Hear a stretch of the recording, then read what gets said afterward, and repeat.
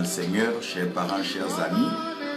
C'est un plaisir, une joie de partager la pensée, la parole de Dieu avec vous ce matin.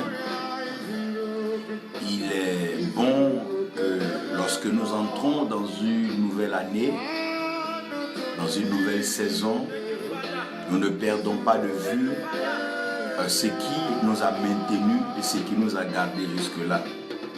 Au fait, nous n'entrons pas dans une nouvelle saison ou une nouvelle année parce que nous avons un organisme plus solide ou parce que nous sommes meilleurs ou même que nous sommes plus prudents que les autres.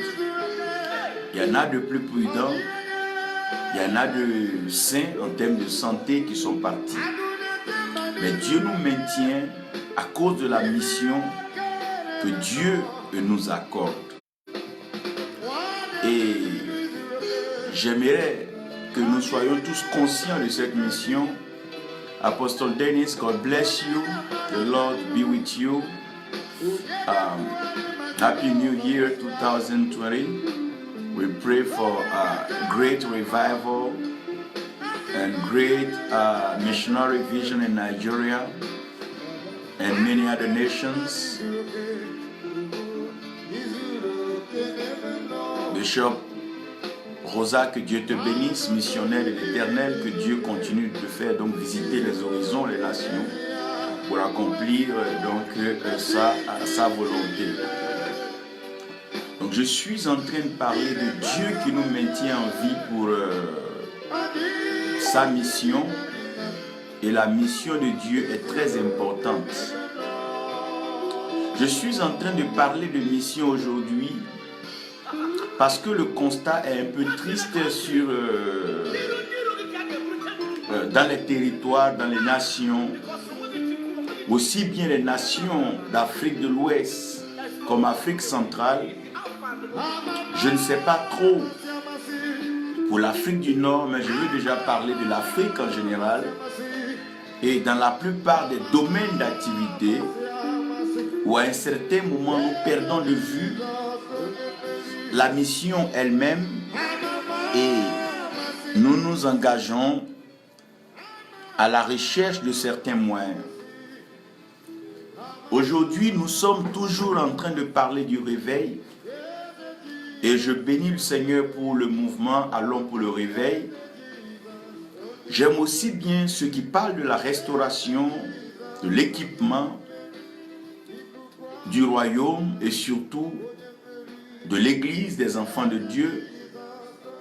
J'ai rien contre ceux qui parlent donc de l'impact et qui motivent, qui incitent les enfants de Dieu à devenir meilleurs, à devenir prospères, à devenir grands et même, pourquoi pas, à avoir des ambitions et des projets larges, politiques, de gestion et de gouvernement de nations. Je n'ai rien contre ça.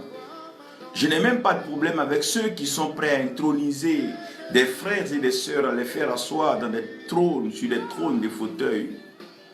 Mais j'ai comme l'impression que la mission fondamentale que le Seigneur nous a confiée est en train d'être mise de côté au profit de tout ce que nous trouvons beau, et tout ce que nous entendons de merveilleux et tout ce que nous croyons faisable. Je regarde un peu ma nation, je regarde la Côte d'Ivoire, je pense que j'ai besoin de parler un peu parce que les églises, les missions anciennes qui ont pu avoir du territoire, ont pu avoir donc du terrain, ont pu s'implanter dans les villes, je veux dire les villes stratégiques, comme les capitales et les grandes villes. Ces missions sont restées un peu stagnes et elles prennent plaisir à donc entretenir les fidèles, à multiplier les cérémonies, multiplier les fêtes,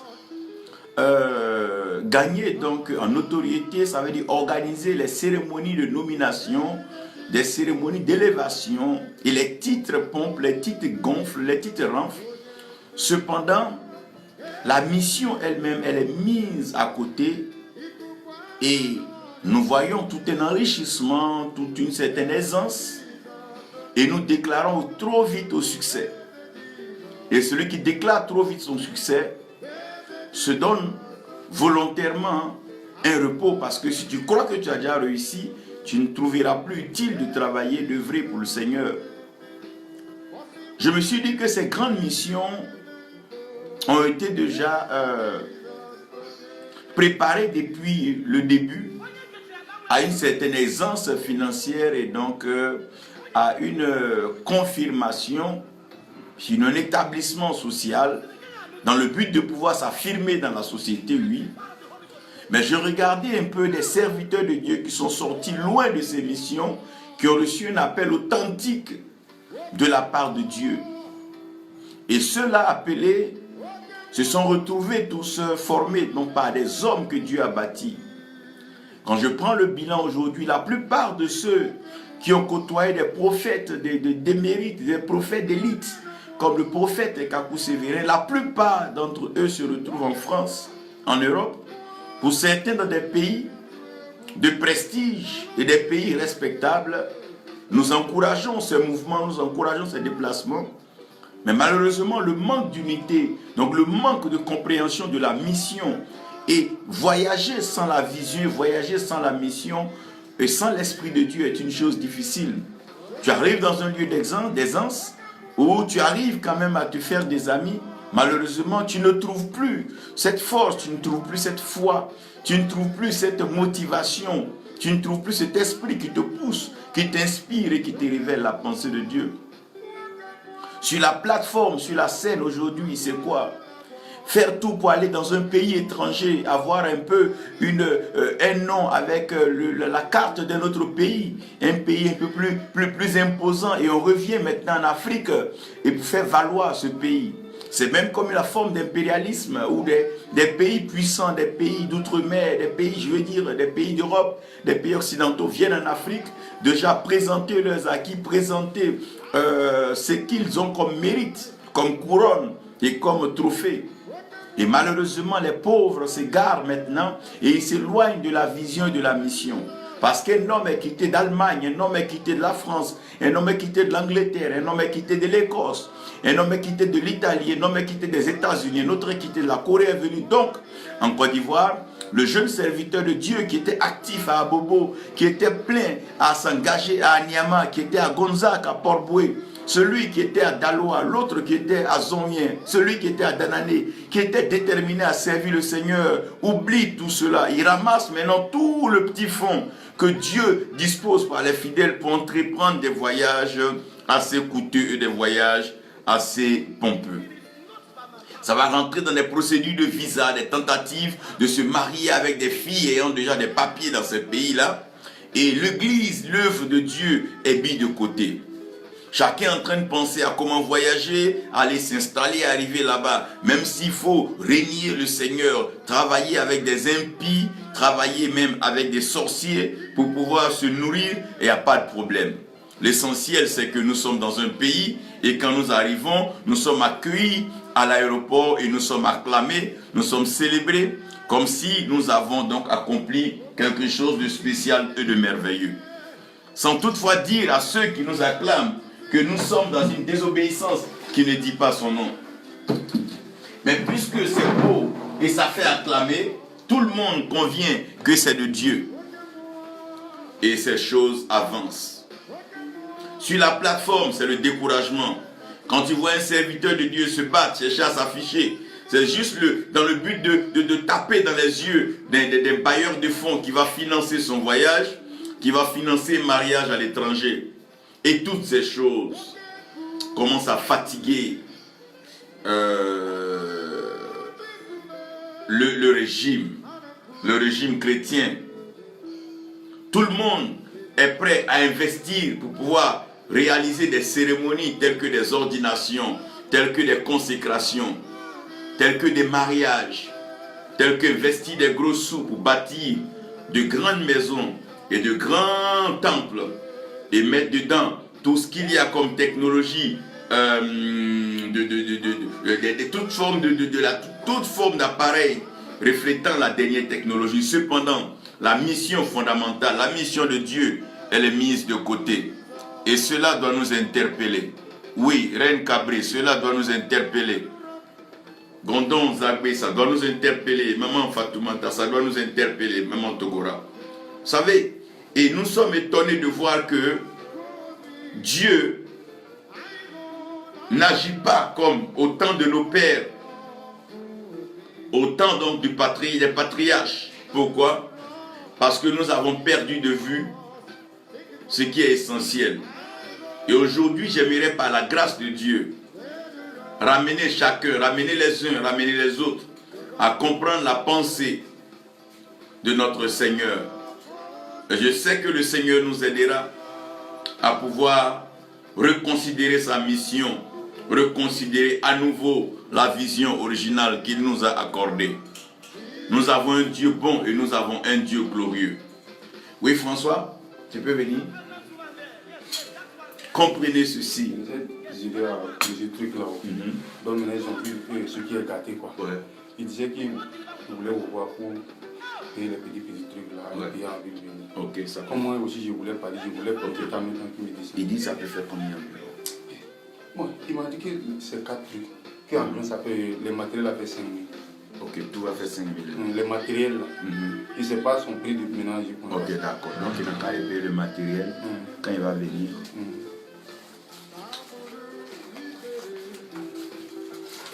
Excuse-moi une minute.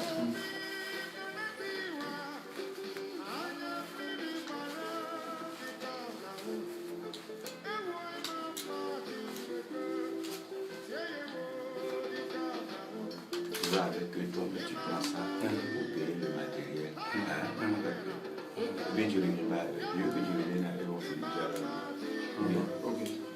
Donc tu prends les 5 000 pour payer le matériel. Excusez-moi. Donc j'étais en train de parler de l'importance de la mission que le Seigneur nous accorde. Et je voulais que vous sachiez aujourd'hui que l'amour demeure toujours le plus précieux missionnaire. Savoir que nous sommes sur la terre pour une mission nous permet de pouvoir coordonner tout ce que nous faisons et respecter tout ce que le Seigneur met dans nos mains. Le cœur ne cesse de battre pour propulser le sang dans chaque organe et chaque cellule du corps. Le sang circule dans un sens et ne coule pas dans un désordre, mais le sang coule dans un ordre harmonieux. Qu'est-ce qui fait qu'il y a un manque d'harmonie et il y a un manque d'efficacité, il y a comme un manque d'efficacité dans le royaume? C'est parce que tous ceux avec qui Dieu a commencé à faire des exploits sur des sols se sont retrouvés dans des sols de volonté. Aujourd'hui, tous ceux que Dieu commence à utiliser sur le sol ivoirien, il suffit que le Seigneur commence à amener vers eux des personnes ressources. La mission s'oublie. Les premières des choses, c'est comment quitter la terre africaine, la terre ivoirienne, et se retrouver en Europe, se retrouver en Amérique, se retrouver au Canada. C'est pas mauvais, c'est de bons voyages. Ça permet de rencontrer des personnes, de rencontrer des missionnaires aussi. Mais souvent, nous perdons de vue la mission. Et je prie que le Seigneur nous aide. Docteur Harry, que Dieu nous aide, que Dieu nous bénisse. Que nous revenons à la mission et que nous puissions accomplir la volonté de Dieu. Le combat n'est pas au titre. Quand je regarde aujourd'hui chaque fédération, chaque rassemblement de pasteurs sur la plateforme, essayant de montrer sa force, sa capacité à mobiliser des personnes pour un électorat, juste pour attirer le regard donc des candidats et se prendre un peu d'argent. Ce n'est pas de ce rassemblement qu'il est question. Nous parlons d'unité du corps de Christ. Ce n'est pas de rassembler des hommes pour en faire une masse électorale ou un bétail que nous allons offrir à un parti ou à un mouvement. Non, c'est pas cela. Nous devons plutôt nous unir, reconsidérer la mission, redéfinir la mission, écouter la voix de Dieu et comprendre ce que Dieu attend de nous. Il a failli que nous soyons dans une année électorale pour que des pasteurs qui avaient disparu réapparaissent et qu'on recommence à organiser, mobiliser. Nous sommes 20 000, nous sommes la plus grande organisation. Pourquoi? Le plus important, c'est la mission que le Seigneur nous accorde. Ce n'est pas d'aller faire ce que nous pensons ou bien d'aller nous ouvrir, nous donner. Je vous ai expliqué que celui qui donne sa voix, s'il ne fait pas attention, il peut donner sa vie. Parce que beaucoup de personnes à qui vous donnez vos voix n'ont pas donc cette présence d'esprit de préserver vos vies. C'est dire, ben, tiens, s'il m'a donné sa voix, c'est que je peux alors abuser de sa vie, user de sa vie, le jeter dans les rues et l'exposer à des âmes. Voyez, nous devons considérer que notre vie a de la valeur. Si le Seigneur permet que nous vivons, c'est que nous devons vivre pour accomplir sa volonté. À moins quoi, pour que Dieu te bénisse, que sa grâce repose sur toi. Le thème du message que je vais présenter ce matin, qui va être un enseignement, c'est pour qui œuvres-tu? Pour qui œuvres-tu? Que Dieu bénisse l'apôtre Josué Mbakata. Pour qui œuvres-tu? Il est en bas là, pour la cuisine là. Il avait dit 1000 francs là. C'est ça, il va en plus de. Ok. 1000 francs. Pour qui? Pour la cuisine. Ok. Pour qui œuvres-tu? Pour qui? Excusez-moi. Il m'a dit qu'il ne savait pas qu'il va aller prendre les matériels d'abord. Qu'il ça va prendre du temps. Ok. Qu'est-ce qu'il est là, il va m'appeler. Ok. Ok. Il vient à quelle heure? Demande-lui. Ok. Ok.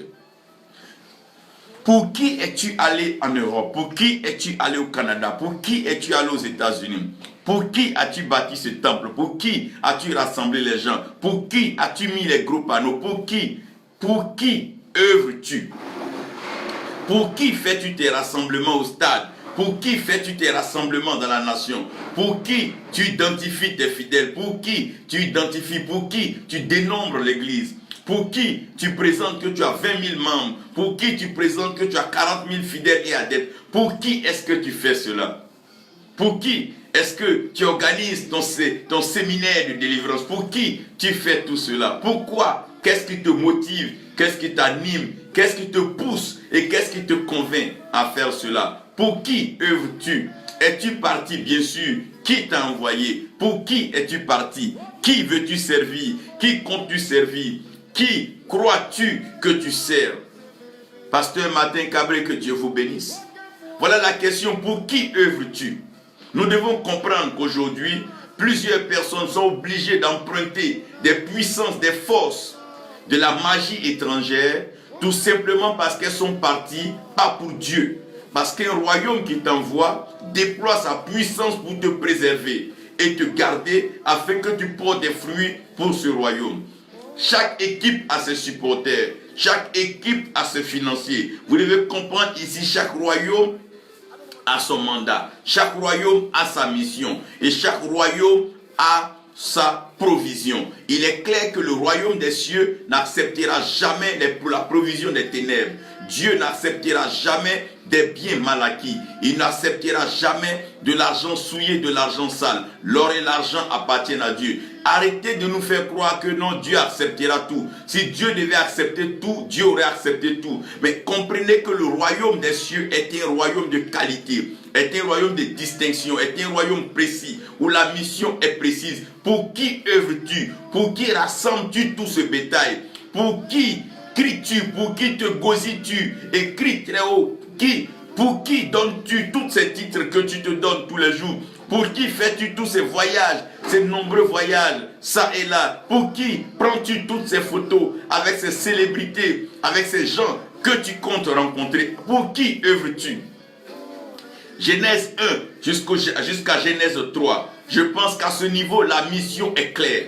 Et puisque la mission est claire, nous devons la redéfinir. Nous devons la comprendre et pour que celui qui avait perdu de vue et qui avait perdu donc la mission se remette dans la mission.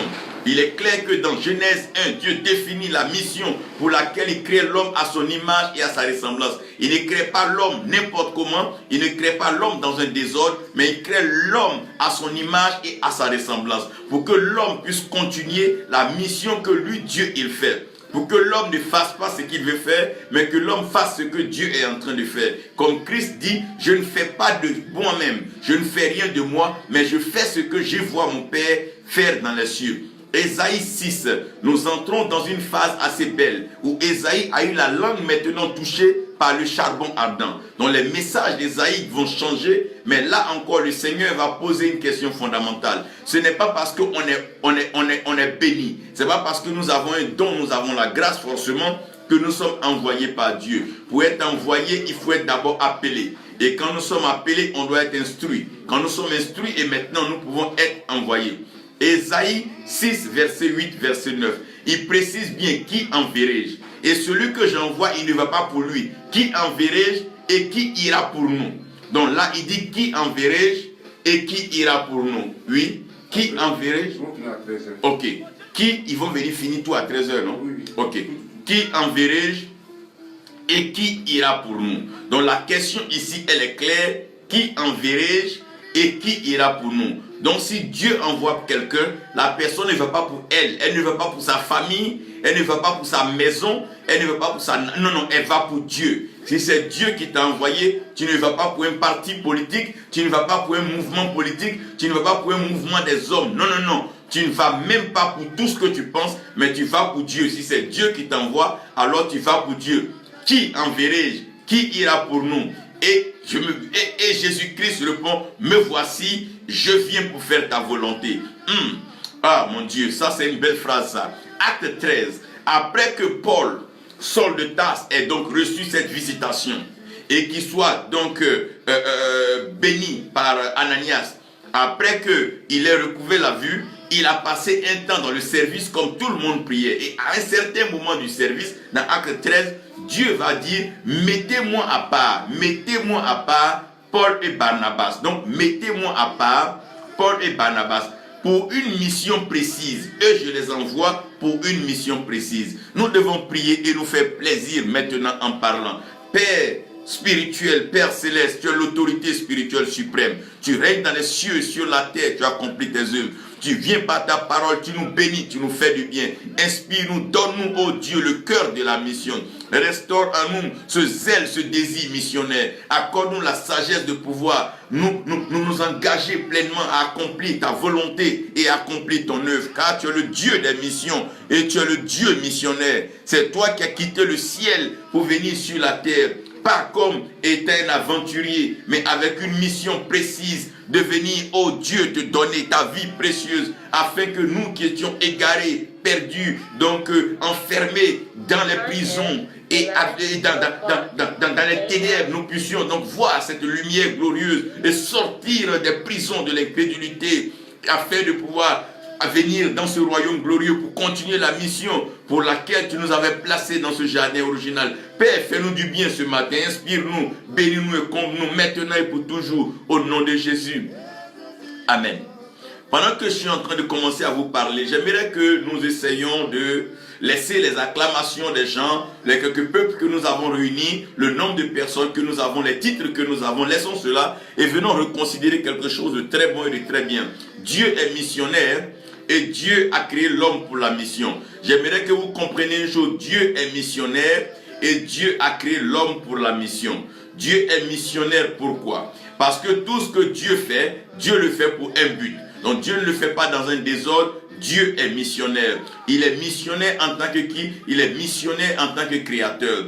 Parce que Dieu a créé l'homme parce qu'il avait une mission. Sa mission était de créer l'homme. Dieu a donné vie à l'homme parce que sa mission était de donner vie à l'homme. Oh mon Dieu, Dieu a planté un jardin et il a mis l'homme parce que Dieu, oh mon Dieu, a la mission de donner du travail et de créer ce qu'on appelle le bien-être et le savoir-vivre. Dieu met Adam et Ève dans un jardin parce que Dieu est un Dieu libéral. Dieu est un Dieu qui n'impose pas, qui ne capture pas. Non, non. Dieu accorde la liberté. Il met Adam et Ève dans un jardin et Dieu leur accorde la liberté. Parce que la mission, c'est une liberté. On ne va pas se faire donc épingler dans les quatre murs d'une pensée, d'une vision de quelqu'un. Non, non. Quand on est missionnaire, c'est que nous sommes libres dans la tête. Dieu est missionnaire et Dieu est libre parce que là où il y a l'esprit, il y a la liberté. L'esprit est missionnaire. C'est pour ça la création, l'esprit de Dieu se mouvait à la surface des eaux. L'esprit est missionnaire parce que l'esprit baptise.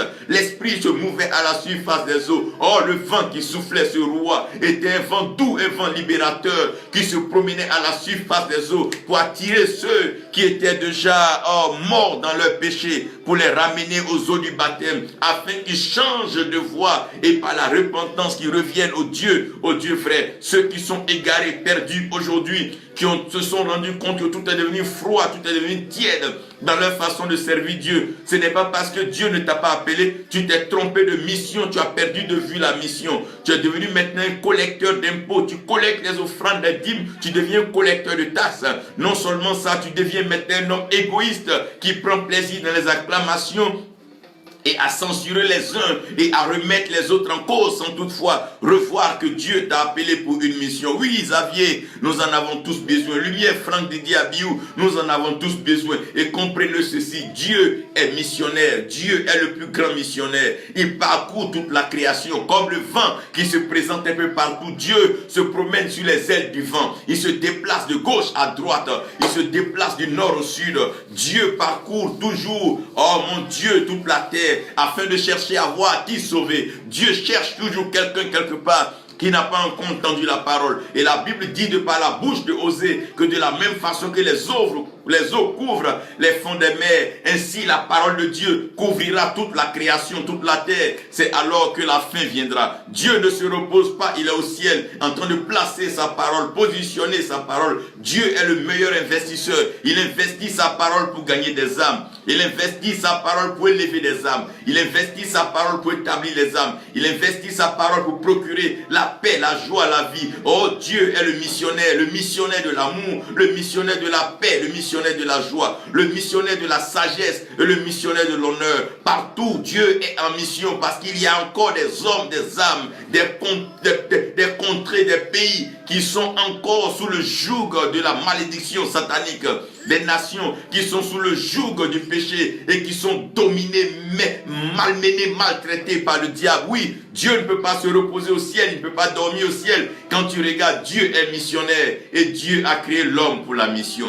Dieu t'a créé pour la mission. Mon frère, ma soeur, Dieu t'a créé pour une mission. Si Dieu nous maintient en vie, il nous maintient sur la terre, c'est que nous avons une mission à accomplir. Aussi longtemps que tu te trouveras sur la terre dans un pays, quel que soit le lieu dans lequel tu te trouveras, sache que tu es en mission pour Dieu. Si Dieu permet que tu te retrouves dans une nation, dans une ville, dans un village, dans un campement, ne méprise pas le lieu dans lequel tu te trouves parce que d'autres sont dans un lieu meilleur que là où tu es. Sache que Dieu t'a mis là pour une mission. Il y a une mission dans les campements, une mission dans les villages, une mission dans les villes, une mission dans les capitales, une mission aussi dans les mégapoles, les métropoles. Dieu veut bien sûr que nous soyons là. Il y a des hommes à sauver. Il y a des hommes à restaurer. Il y a plusieurs maladies qui se promènent là. Et ça et là, des épidémies et des pandémies. Il envoya sa parole et sa parole guérit. Dieu souffle en nous le souffle de vie afin que nous puissions accomplir la mission pour laquelle il nous a amenés. Dieu est clair, il nous a demandé de pouvoir être fécond, de pouvoir être capable, de pouvoir ajouter, de multiplier, de pouvoir faire croître, de reproduire. Oh mon Dieu, ça c'est merveilleux ça. Et de transformer. Si alors nous pouvons le faire, nous allons couvrir la terre. Si nous couvrons la terre, bien sûr, nous allons pouvoir l'assujettir afin de pouvoir dominer. Notre mission, c'est d'amener pleinement le règne de Dieu sur cette terre.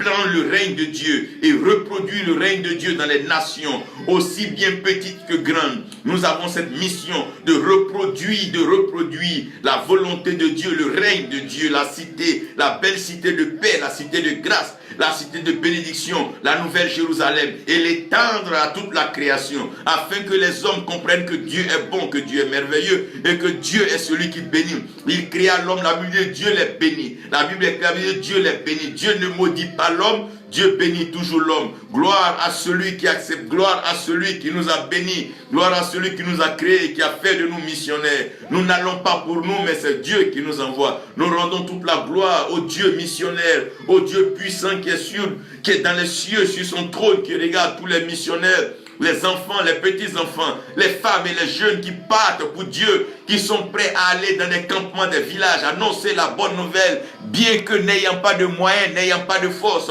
mais vous partez avec la force et les moyens de Dieu. Nous avons un Dieu bon et nous avons un Dieu merveilleux. Oui, Bakari Ouattara, il est temps que nous comprenions ces choses. Nous avons une mission plus importante, plus précieuse à accomplir. Dieu a besoin de nous.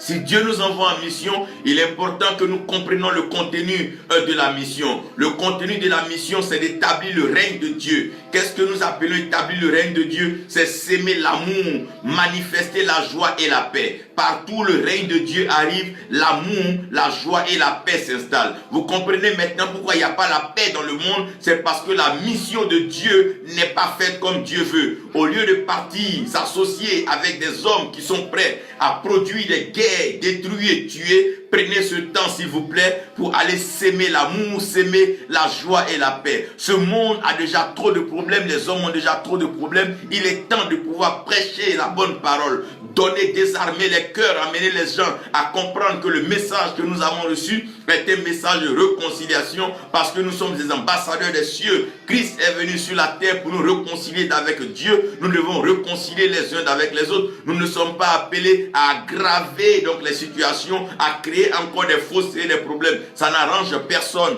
Nous avons pour mission d'établir le règne de Dieu sur la terre. Qu'est-ce qu'on appelle établir le règne de Dieu sur la terre? Ce n'est pas d'implanter des milliers d'églises, ce n'est pas de rassembler des milliers de personnes pour chanter ou danser, mais c'est de voir l'amour dans les cœurs des hommes se manifester au travers de leurs actes et voir les hommes être joyeux, chantant sur la terre comme si personne ne pouvait enlever cette joie. Qu'est-ce que nous appelons le règne de Dieu? C'est établir la paix comme étant un fondement, un pilier partout sur la création. Partout où un enfant de Dieu se déplace, il doit partir avec l'amour, la joie et la paix. Parce que lorsqu'il n'y a pas de paix, les hommes meurent et les hommes pleurent. Lorsqu'il n'y a pas de joie, les hommes sont malheureux et ils ne peuvent pas déjà louer Dieu. Mais lorsqu'il n'y a pas d'amour, il est impossible de pouvoir voir la manifestation des dons et des grâces célestes. Prophétesse et Yang Sylvie, que Dieu te bénisse. Vous devez comprendre ici que le contenu de la mission, c'est d'aller tout simplement établir le règne de Dieu. On peut aller prêcher dans un lieu sans établir le règne de Dieu. On peut bâtir des églises, avoir des empires, sans toutefois établir le règne de Dieu. On peut arriver à avoir accès à des grandes personnalités, à des chefs d'État, sans établir le royaume de Dieu. Le règne de Dieu, le royaume de Dieu s'établit lorsque l'amour est s'aimer, lorsque l'amour se dégage dans les cœurs des hommes. Ce n'est pas donné aux hommes politiques, ce n'est pas donné à ceux qui sont à la recherche de leur gain, des hommes égoïstes qui sont portés vers leurs intérêts maléfiques qui vont alors s'aimer l'amour. C'est à nous, c'est à vous de prêcher l'amour. Prêche l'amour à ton voisin, dans ton environnement. Ça préservera la vie de tes enfants. C'est le temps de partager l'amour, la joie et la paix. Lorsque le règne de Dieu arrive dans un lieu, oh mon Dieu, vous allez voir toujours que l'amour se manifeste. Si vous allez dans un lieu que vous ne voyez pas l'amour, c'est que le règne de Dieu n'est pas encore arrivé là. Car Dieu a tant aimé le monde qu'il a donné son Fils unique. Donc ce qui définit et ce qui arrive même à soutenir la mission de Dieu, c'est l'amour de Dieu. Car Dieu a tant aimé le monde qu'il a donné son Fils unique, mais quiconque croit en lui ne périsse point. Donc celui qui ne périt pas est en joie, mais que quoi qu'il ait la vie éternelle. Quand on parle de l'éternité, c'est une paix, c'est une stabilité, c'est quelque chose sur lequel on peut bâtir, sur lequel on peut miser et on peut parler. Mais plutôt que de se promener et raconter tout ce qui nous passe par la tête, il est temps de venir reconsidérer la mission de Dieu. Nous sommes des apôtres, prophètes, messagers de la paix. Nous devons propager la paix de Dieu en s'appuyant sur sa joie et son amour. Maintenant, la destination missionnaire. La destination missionnaire n'est pas de la volonté de l'homme. Ce n'est pas l'homme qui choisit le pays dans lequel il veut partir, non. Je ne dis pas non, comme je pense que j'ai beaucoup d'amis dans tel pays, je m'en vais. Non, Dieu peut t'envoyer dans un pays où tu connais personne, où tu ne comprends même pas leur langue, tu ne les as jamais vus. C'est Dieu qui envoie. Qui enverrai-je? Mais pour qui œuvres-tu? Pour qui vas-tu? La destination missionnaire. La première des choses, j'aimerais que vous sachiez que sur la terre des hommes, il y a des missionnaires. En dehors de tous ces touristes et ces personnes qui se promènent comme ils veulent, il y a des missionnaires. Dieu continue d'envoyer des missionnaires dans des nations, continue d'envoyer des missionnaires vers des peuples, continue d'envoyer des missionnaires vers des langues. Quand vous voyez des missionnaires venir vers vous, sachez que c'est Dieu qui est venu vers vous en forme humaine. Quand vous voyez des missionnaires, des gens qui viennent vers vous, vous parlez de Dieu, recevez-les avec amour, recevez-les avec joie et accordez-leur la paix qui est dans votre maison. Car votre nation, votre famille, la paix de votre maison et votre nation dépendra de ces missionnaires. Toutefois qu'un missionnaire est sur un sol, sachez qu'il est envoyé par Dieu. Dieu envoie des missionnaires. Nous bénissons le Seigneur pour le couple Djala en Côte d'Ivoire et les missionnaires un peu partout dans le monde. Des missionnaires en Inde, des missionnaires en Chine, des missionnaires en Corée, des missionnaires un peu partout en Philippines, au Vietnam. Des missionnaires en Amérique latine, oui, des missionnaires, des gens qui partent pour aller prêcher l'amour, s'aimer l'amour, donner la pensée de Dieu. Oui, ceux-là sont des missionnaires. Les missionnaires, c'est des personnes que Dieu a chargées d'amour, chargées de connaissance, de révélation et de la pensée profonde du ciel et qui vont dans les lieux où Dieu les envoie. Comme le vent, personne ne sait où il va et personne ne sait d'où il vient. Comme le vent, il souffle, Dieu souffle ses missionnaires sur toute la terre. Que Dieu bénisse tous les missionnaires qui sont dans les nations, qui ont quitté leur terre, qui ont quitté leur maison, qui ont quitté leur patrie, qui sont dans des terres étrangères pour prêcher la bonne nouvelle. Continuez, persévérez, le ciel est avec vous.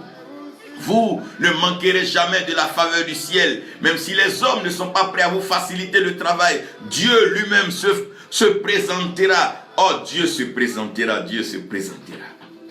Oh, Dieu se présentera.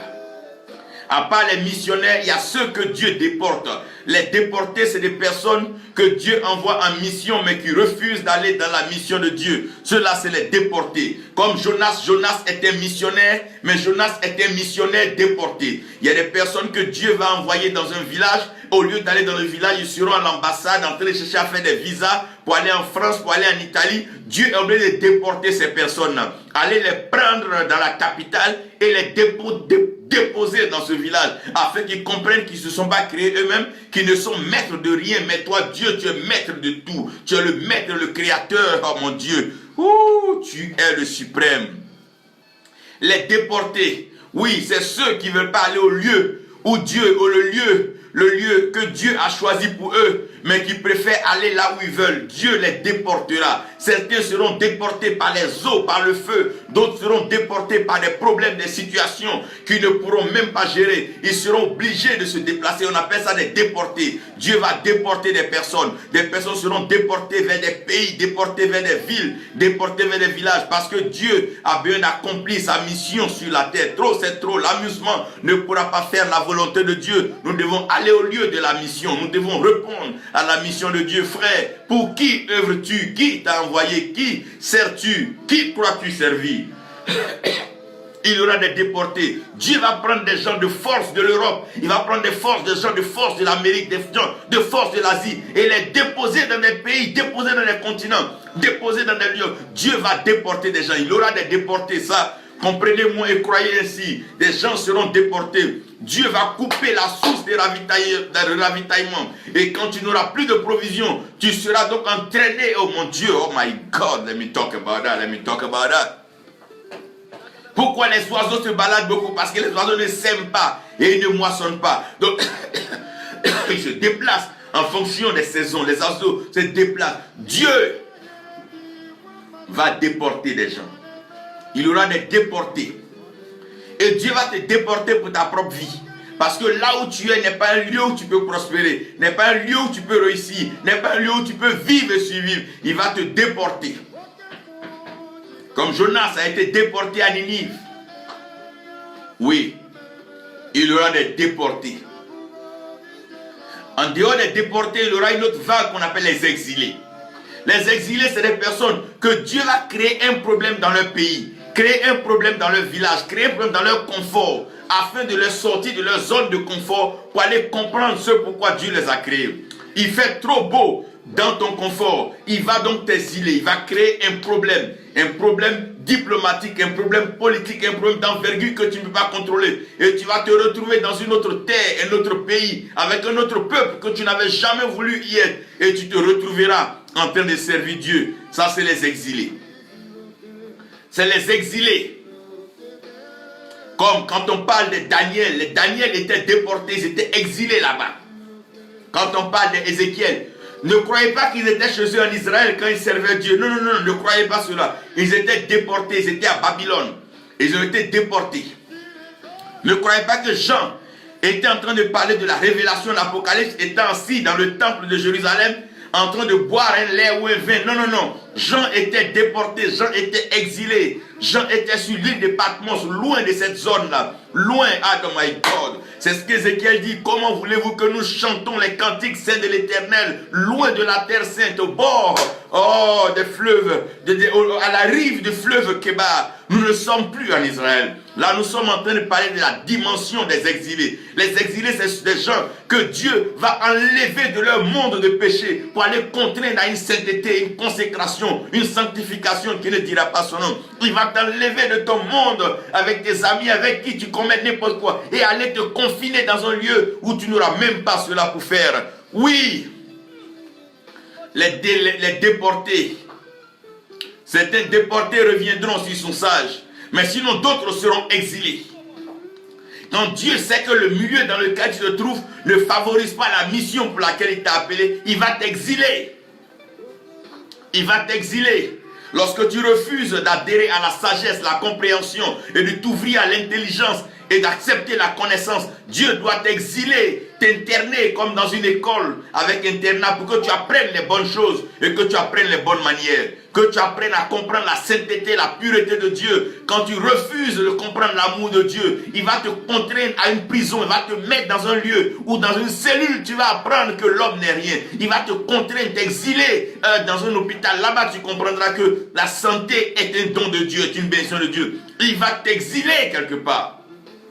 Il peut t'exiler dans la pauvreté, il peut t'exiler dans la maladie, il peut t'exiler dans la souffrance, il peut t'exiler dans le divorce, il peut t'exiler dans le célibat, il peut t'exiler dans la stérilité. Dieu peut t'exiler. Il peut t'exiler parce qu'il est Dieu, Roger. Dieu peut exiler quiconque il veut parce qu'il est Dieu. Tout ça pour l'accomplissement de sa mission. Il en a exilé, il a pris des blancs, il a déporté en Afrique. Je rends gloire à Dieu pour tous ces missionnaires qui sont venus en Afrique. Les Livingstone, je bénis Dieu pour des hommes comme Rena Bonke qui sont venus en Afrique, T.L. Osborne. Toutes ces personnes qui ont laissé, oh mon Dieu, qui sont venus s'aimer l'amour, s'aimer le bonheur, s'aimer la paix et la joie dans les cœurs. Ouh, pour qui œuvres-tu? Pour qui œuvres-tu? Pour qui œuvres-tu? Il va te déporter, il va t'exiler, il va te contraindre à la prédication. Non, non, non, non, non, il va, oh my God, il va t'exiler. Et après les exilés, il y aura les relocalisés. Il aura des relocalisés, des gens que Dieu va relocaliser. Là où tu es, Dieu trouve que tu fais un bon travail. Il va t'envoyer dans une autre zone pour amplifier le travail. C'est là que Dieu va emmener des gens depuis des campements, les faire aller dans des grandes capitales. Parce que Dieu sait que tu ne perdras pas de vue la mission pour laquelle il t'a appelé. On ne va pas pour nous, mais on va pour Dieu. On va pour Dieu, on sert Dieu, on parle pour Dieu, on prêche pour Dieu. Tout ce que nous devons faire, nous devons le faire pour Dieu. Qui t'a envoyé? Pour qui œuvres-tu? Les relocaliser. Vous allez comprendre, certains ne comprendront plus. Les églises vont fermer dans des pays juste pour entrer. Les églises vont fermer dans des villes. Les bailleurs de fonds, ceux qui les soutenaient, vont les quitter. Ils auront des problèmes bizarres. Et ils seront obligés d'aller là où Dieu les envoie. Il y aura des relocalisés. Des gens seront relocalisés. Ceux qui n'étaient pas faits pour aller dans cette... Écoutez-moi bien, écoutez-moi bien. Si c'était pour aller dans un pays comme l'Europe, pour aller prêcher aux gens, tu vas te marier, tu vas voyager, tu vas prospérer. Ils n'en ont pas besoin. L'Europe, déjà, les gens se marient tôt, ils voyagent tôt. Ils ont déjà ces moyens. Ils ont l'assurance maladie et tout. Si tu n'as pas un message de la part de Dieu pour emmener des médecins en Europe à croire que des maladies qu'ils ont déjà déclarées incurables, des maladies, que ces maladies sont des maladies que Dieu guérit. Si tu n'es pas prêt à aller t'asseoir devant un chercheur, un maçonnique pour lui expliquer que ce pouvoir, cette puissance pour laquelle il se donne autant de labeur est une puissance nuisible, mais voici celle qui peut restaurer sa vie. Tu ne peux pas aller transmettre. Oh my God, what am I talking about? Vous pensez que souvent, écoutez-moi bien, souvent les grandes puissances ne maltraitent les petites puissances pas parce qu'elles sont puissantes, mais parce qu'elles manquent de joie et manquent de paix. Celui qui est en joie, celui qui est en paix, celui qui aime ne fait pas de guerre, ne terrorise pas, ne martyrise pas, ne tue pas. Souvent, vous devez comprendre que en dehors de l'argent, ces grandes richesses que vous voyez dans ces pays, ces puissances-là, il y a un manque d'amour, il y a un manque de joie, il y a un manque de paix. Eux-mêmes, ils ne sont pas en paix avec eux-mêmes. Regardez un peu souvent. Quand vous parcourez des grandes cités, des communes aisées, vous voyez des gens dans des grands châteaux, dans des grandes maisons. Malgré ça, ils mettent tout à piscine, mais ils ne peuvent pas tenir. Ils ont tout ça, mais ils n'ont pas l'amour, ils n'ont pas la joie, ils n'ont pas la paix. Il y a mieux à prêcher, il y a mieux à présenter, il y a mieux à apporter à ces personnes. Arrêtez de jouer le folklore quotidien. Non, non, non. Les gens n'ont pas tous besoin de voyager. Tout le monde n'a pas besoin de se marier. Tout le monde n'a pas besoin de toutes ces choses. Ils ont besoin de connaître Dieu, comprendre la mission pour laquelle ils sont sur la terre, le but de leur vie, pourquoi Dieu les maintient sur la terre, pourquoi Dieu a voulu qu'ils aient un cancer. Est-ce avoir un cancer pour mourir ou être guéri du cancer pour connaître Dieu? Voici la grande question. Pourquoi Dieu permet que d'année en année les chercheurs envoient des syndromes et des maladies pour que Dieu puisse nous choisir comme solution? Christ en nous, nous sommes l'espérance de la gloire, donc la solution de l'humanité. Voici ce message dont les gens ont besoin. L'Europe a besoin de l'évangile, l'Afrique, tous les continents ont besoin de l'évangile. Dieu est Dieu pour tout le monde. Mais quand tu n'es pas allé de la part de Dieu, tu n'auras pas le message de Dieu. Quand Dieu envoie Moïse vers Pharaon, Dieu lui donne le message à Pharaon. Il dit, Pharaon, ouvre les portes et laisse mon peuple sortir. Ce message était merveilleux pour Pharaon. Et vers la fin, Pharaon est revenu pour dire, Moïse, prends le peuple, sort. Quand Dieu t'envoie dans une nation, Dieu te donne le message pour la nation et pour la terre. Il te fait parler aux plus grands, il te fait parler aux plus petits, aux autorités, aux chefs comme aux enfants. Dieu te fait parler parce que c'est Dieu qui t'envoie. Mais quand tu t'envoies toi-même, tu parleras à qui? D'ailleurs, qui te parlera? Qui te révélera la pensée de Dieu? Tu vas fouiller sur Internet, chercher les messages des gens pour reproduire, mais ça ne touchera pas les cœurs parce qu'il ne t'a pas envoyé. Pour qui œuvres-tu?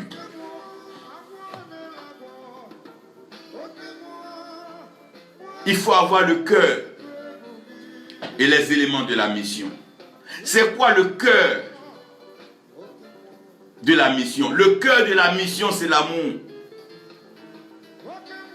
On ne va pas dans un pays parce que ce pays est riche, mais on va dans un pays parce qu'on aime ce pays. On aime les citoyens de ce pays. On aime les habitants de ce pays. Ne va pas dans un lieu que tu n'aimes pas. Le signe d'un lieu où Dieu t'envoie, c'est l'amour. Ne t'engage pas dans une alliance, une relation, tant que tu n'aimes pas.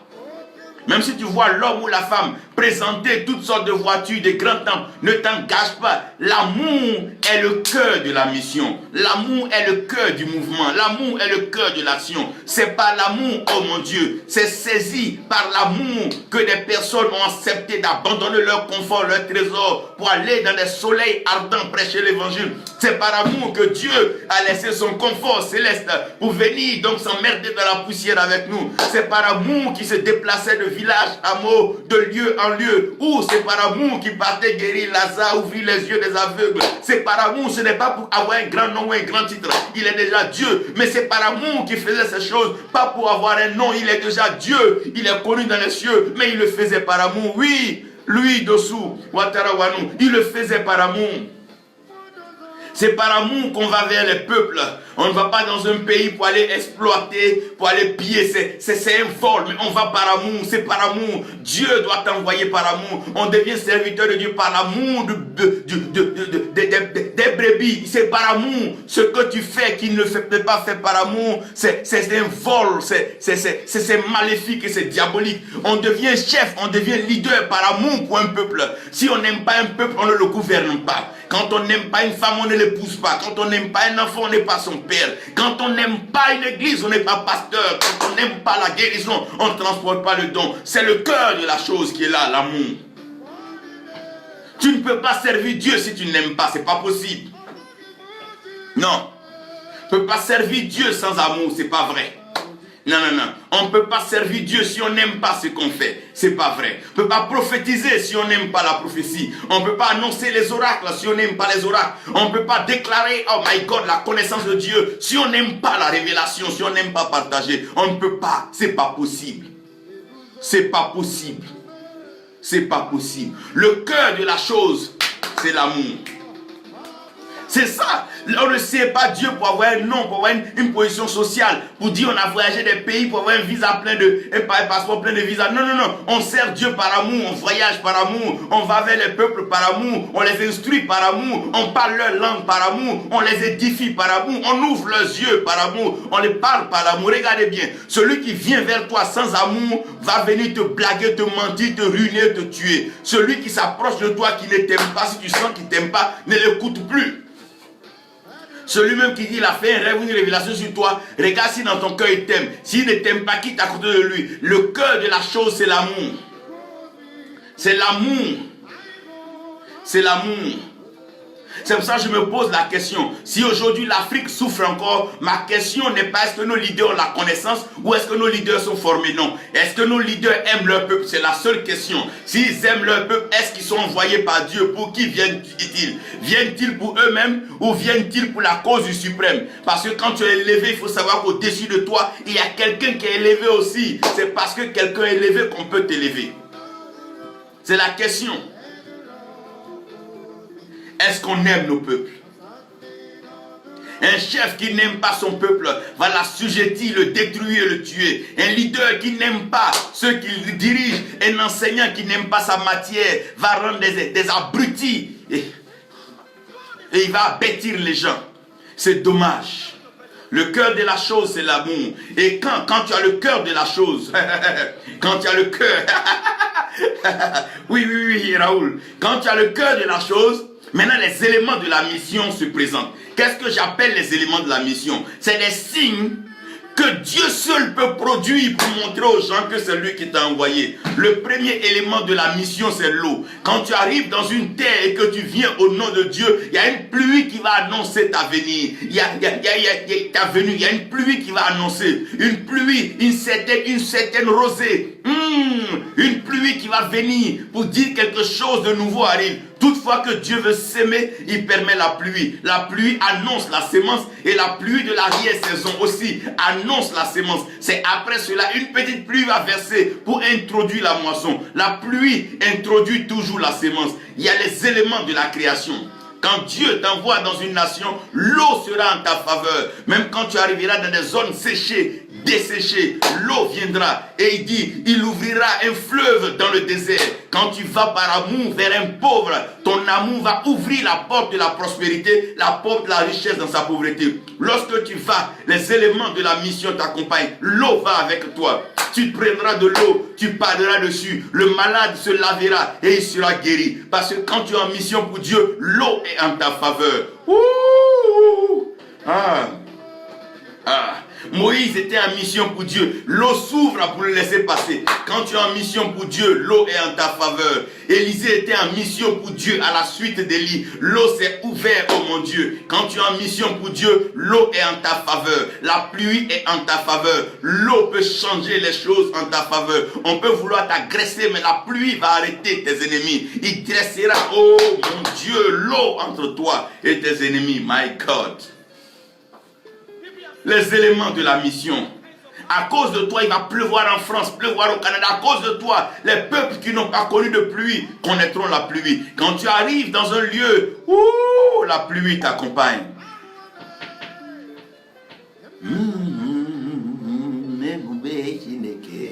Ah my God. Ah, la pluie va t'accompagner. Oui. La pluie va t'accompagner. La pluie va t'accompagner. Oui.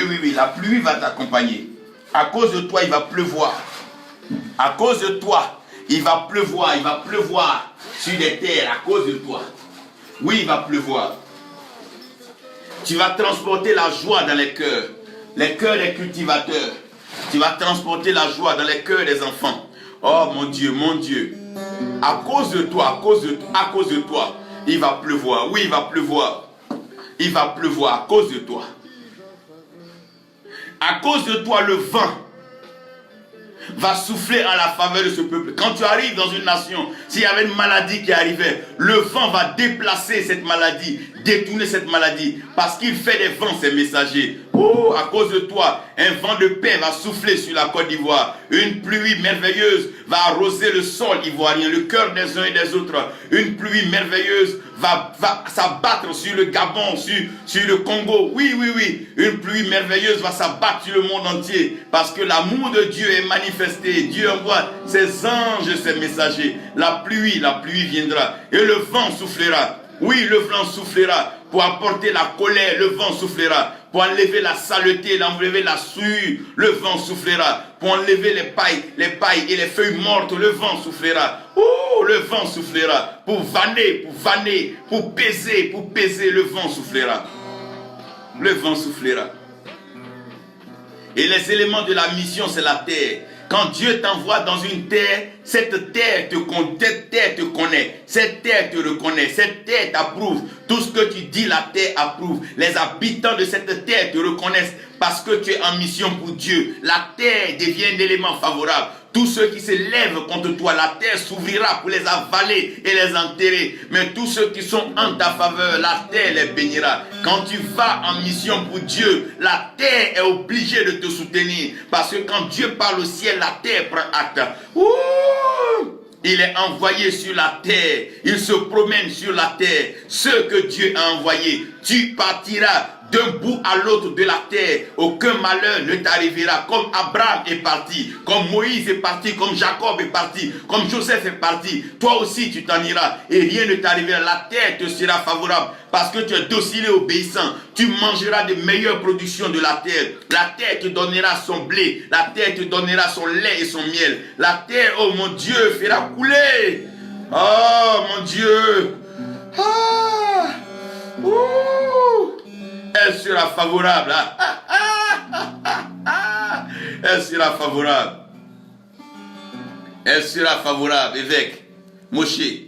Elle sera favorable parce que l'eau va t'accompagner. L'eau va t'accompagner. Ouh, le Moshe, le Moïse. Et lorsque le vent est en ta faveur, regarde bien, même quand on veut te touffer, le vent vient enlever la lourdeur. Le vent vient enlever l'endoctrinement. Quand on veut t'endoctriner, il y a un vent révélateur qui souffle en ta faveur. Ouh, c'est ça le roi, le souffle, la révélation. Le vent. Élie est parti attendre Dieu, il a vu le tremblement de terre. Il a même vu le vent et même il a vu aussi le feu, les caractères. Mais il n'avait pas encore vu la fine pluie, l'eau manquait. L'eau accompagne toujours ceux que Dieu envoie. Parce qu'il n'y a pas une chose qui fait du bien à la terre comme l'eau. Tu vas être une bénédiction pour les nations, bénédiction pour les familles, bénédiction pour la terre tout entière. Partout Dieu t'enverra. Aussi longtemps que tu iras pour Dieu, il manifestera sa gloire. Et le feu t'accompagnera. Dieu, la parole de Dieu est un feu dévorant. Quand tu es dans la volonté de Dieu, que tu vas où Dieu t'envoie, tu n'as pas besoin d'aller chercher un feu étranger, chercher des bagues en Inde et la magie en Asie. Tu n'as pas besoin d'aller souffler la sorcellerie au village ou aller composer avec des sectes sataniques. Non, non, non. Quand Dieu t'envoie, il y a un feu qui t'encourage, il y a un feu qui t'accompagne. Ce feu authentique qui était avec Élie. Ce feu dans lequel Shadrach, Meshach, Abednego sont allés prendre un bain. C'est avec Shadrach, Meshach, Abednego. J'ai vu qu'on prend un bain de feu. Ils étaient dans le feu et dans le feu. Ah, le Seigneur prit plaisir de leur apparaître. Et à 4, ils dansaient dans le feu comme Daniel se faisait plaisir à esquisser des pas de danse devant le lion. Même dans l'adversité, dans la mort, Dieu te préserve. Car à la mort comme à la vie, tu es tout à lui, tu lui appartiens. Il t'a emmené pour sa mission. Il y a un feu qui accompagne tout ce que Dieu envoie. Tu n'as pas besoin d'activer ce feu. Ce feu, il est là en lui-même. Ce feu est dans le message. Ce feu est dans la parole. Ce feu est dans la révélation. Ce feu est un feu qui vient purifier. Ce feu vient pour ôter ce qui n'est pas de Dieu. C'est ce feu qui crée la crainte de tous ceux qui t'écoutent quand tu parles de la part de Dieu. Il y a un feu qui accompagne celui qui parle de la part de Dieu. Ah, il fait des flammes de feu, ces messagers. Ouh, les pieds des enfants de Dieu sont enflammés par le feu. Partout ils arrivent, ils possèdent les territoires. Ouh, les animaux des champs n'aiment pas le feu. Le serpent fuit quand il voit le feu. Parce que le feu ne discute pas son passage. Il a un feu qui t'accompagne. Quand tu n'as pas le feu pour aller dans un pays, le pays ne te reçoit pas. Mais quand tu as le feu pour aller dans un pays, quand tu arrives, même les plus incrédules commencent à croire. Parce qu'il y a un feu qui accompagne tout missionnaire. Il y a un feu qui accompagne la mission. Il y a un feu toujours. Toute parole a son propre feu. Parce que la parole elle-même est un feu dévorant. Chaque fois qu'on te crée des problèmes, alors tu es souriant. Parce que le feu a déjà produit une chaleur. Et le feu attire le feu. Et le feu active le feu. Ouh. Les éléments de ta mission. Et la troisième partie, c'est la provision humaine. Vous n'avez pas besoin de courir derrière les riches, pas besoin de courir derrière ceux qui ont l'argent. Il y a une provision humaine. Dieu enverra des gens vers toi, aussi pauvres qu'ils soient. Bâtis-les dans la parole de Dieu. C'est eux que Dieu prendra demain pour financer les grandes missions. Ceux qui sont venus vers le Seigneur, ils n'avaient pas de grandes richesses tous, mais Dieu s'en est servi pour accomplir de grandes œuvres. Ils ont été capables de pouvoir stabiliser, mobiliser et remplir en ces temps déjà par la parole de Dieu. Pierre a prêché, 3000 âmes se sont converties. Nous parlons de cela. Les personnes que Dieu enverra vers toi, c'est la ressource, c'est une provision humaine. Il enverra vers toi des familles, des gens malades, des gens pauvres, des gens qui sont sur le point d'être emprisonnés. Mais tu prêcheras, ils connaîtront la liberté. Parce que la parole de Dieu qui vient, c'est la vérité. Et lorsque la vérité, oh mon Dieu, vient à toi, tu as franchi. Et celui que le Fils a franchi, il est libre pour de bon. Évangéliste Jean-Pierre Boisbé, que Dieu te bénisse. Comprenez ces choses-là et vous allez comprendre que Dieu, il est simple. Nous devons accepter la mission comme Dieu nous l'a accordée. Ne changeons pas les titres, ne changeons pas de direction ou de destination. Ne soyons pas donc complexés par ceux qui sont allés dans des zones où nous ne sommes pas partis, mais soyons fiers et heureux d'être là où nous sommes pour accomplir ce que Dieu veut que nous accomplissons. Car c'est en cela que nous faisons la joie et la paix du ciel. La provision humaine, Dieu enverra des gens. Comme les filles de Jéthro étaient disponibles, Dieu enverra toujours des gens. Il y a toujours des gens que Dieu va envoyer dans un pays, dans une nation. Même si l'église te ferme la porte, même si les chrétiens te tournent le dos, Dieu enverra des personnes, car Dieu t'a envoyé en mission. Tu n'es pas là pour toi-même.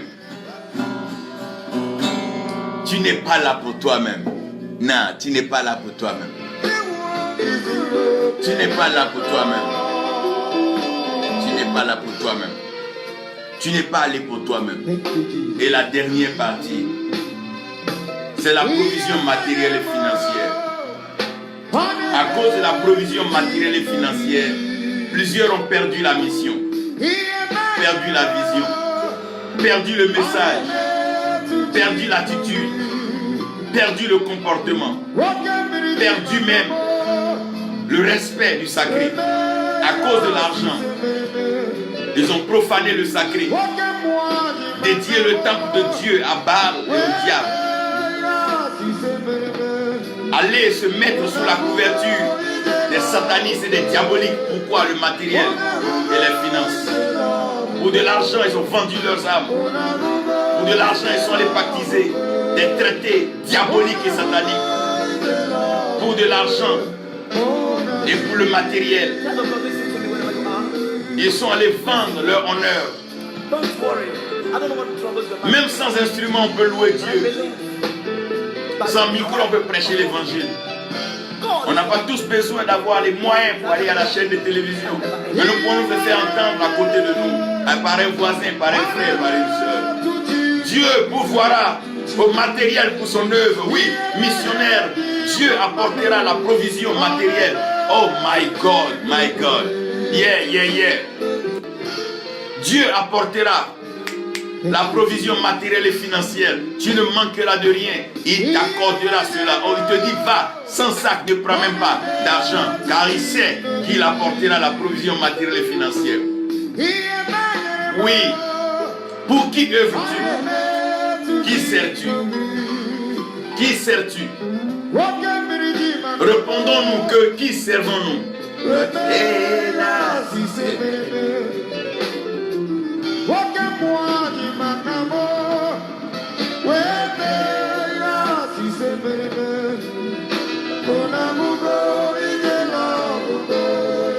Nous Nous devons revenir au service de Dieu. Qui enverrai-je? Dieu veut envoyer des gens vers des chefs d'État, des diplomates, des hommes de ce monde pour leur parler. Qui enverrai-je? Les nations se meurent, l'Europe se meurt, l'Asie se meurt, oh, les îles se meurent. Oh, Dieu veut envoyer des gens. L'Australie se meurt, l'Afrique se meurt. Il veut envoyer des missionnaires. Dieu est missionnaire et Dieu est en alliance avec les missionnaires. Dieu bénira toujours la mission et sa grâce sera toujours sur la mission. Les nations d'Afrique ont besoin de missionnaires. Pendant que les nations sont en proie à la destruction, au ravage des votes et des élections, Dieu envoie des missionnaires pour prêcher la paix, prêcher la réconciliation, prêcher l'amour et prêcher la joie. À cause de ton message, Dieu préservera des nations et des vies. C'est pour ça que tu es ambassadeur de la bonne nouvelle.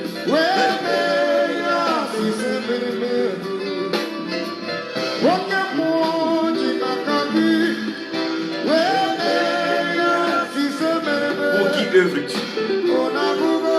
Pourquoi aller t'asseoir dans ce pays? Et tu es devenu maintenant un homme d'affaires. Pour qui œuvres-tu? Tu allais te cacher dans un lieu. Et maintenant tu es un motivateur. Toi qui parlais de Dieu, qui aimais le Seigneur, frère. Nous devons servir Dieu cette heure. Nous devons œuvrer pour Dieu au pour lui. Chaque fois qu'une personne démissionne, Dieu ne démissionne pas. Quand Élie pensait démissionner, Dieu dit à Élie, comme toi j'ai gardé 7000. Nous ne sommes pas la fin de la mission de Dieu. Comme chacun de nous, Dieu a réservé 7000 personnes, 7000 évangélistes, 7000 prophètes, 7000 apôtres, 7000 pasteurs, 7000 docteurs derrière chacun de nous pour prêcher la bonne nouvelle. Il y a toujours une relève. Dieu enverra des missionnaires, mais nous sommes heureux d'être avec lui dans la mission. Car servir Dieu, c'est la chose la plus merveilleuse qui peut arriver à un homme. Tu sers le Dieu des cieux. Non seulement sur la terre, tu es récompensé, mais dans le ciel alors, tu vas jouir d'une couronne éternelle et tu auras une rémunération, qui ne dira pas son nom. Ce n'est pas l'homme qui te récompense, mais c'est Dieu. Que Dieu bénisse les nations. Nous déclarons des pluies, des vents merveilleux, que la terre puisse comprendre la pensée de Dieu. Que le feu de Dieu va arrêter tous ceux qui ont des pensées, de faire couler le sang, des pensées sataniques et diaboliques. Que Dieu parte exclure ceux qui ne sont pas prêts à œuvrer pour la paix. Et que la pluie apaise la terre. Que l'eau lave le sang des innocents qui a coulé. Que le sang coule pour apaiser la terre. Et que la fraîcheur, le beau vivre, le bon vivre revienne. Que Dieu bénisse chacun. Et que sa grâce repose sur lui. Que les grandes églises comprennent la mission. Que les petites églises comprennent la mission. Que chacun comprenne la mission et que nous commencions à être missionnaires. Car Dieu est missionnaire. Mais avant tout, qui nous a appelés? Ce n'est pas tous ceux qui s'en vont qui sont envoyés. Certains partent d'eux-mêmes. Mais celui qui a envoyé doit s'arranger à faire ce que celui qui l'a envoyé lui demande de faire. Que Dieu nous bénisse, que sa grâce repose sur nous et que sa paix soit avec nous.